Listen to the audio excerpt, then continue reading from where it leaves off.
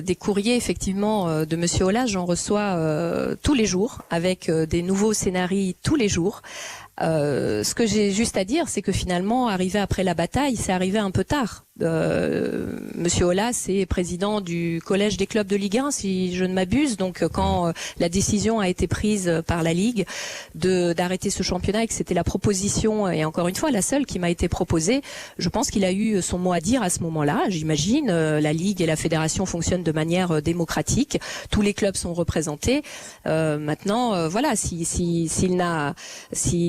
se sent aujourd'hui désœuvré et qu'il n'a pas, moi je peux lui confier une mission. Je peux lui proposer de faire en sorte que cette reprise en juillet avec des matchs amicaux, eh bien, qu'elle se fasse effectivement avec des droits télé.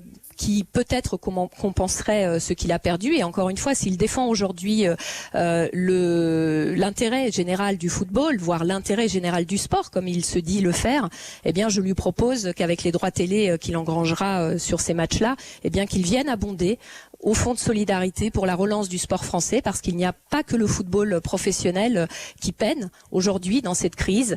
Au-delà de tous les secteurs économiques qui ont du mal à reprendre, il y a tout le sport amateur, tous les autres sports collectifs. Et je pense que une telle attitude serait vraiment bienvenue aujourd'hui, si toutefois c'est effectivement dans l'intérêt général du sport que M. Aulas parle. Son attitude vous agace, Madame la Ministre ?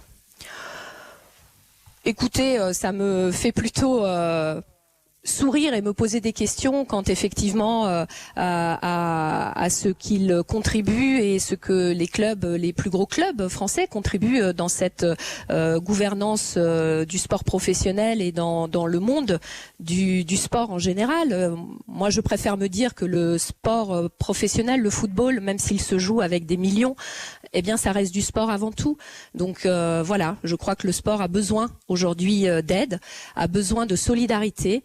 Et cette solidarité entre les plus grands clubs de France qui nous font vibrer aussi bien quand ils ont des joueurs en équipe de France, mais aussi lors des championnats d'Europe ou de France à plus haut niveau, eh bien, ce serait bien que ces présidents de clubs et ces grands clubs pensent aussi aux plus petits clubs et aux autres sports, parce que, encore une fois, cette chaîne de solidarité, c'est maintenant qu'elle doit s'affirmer.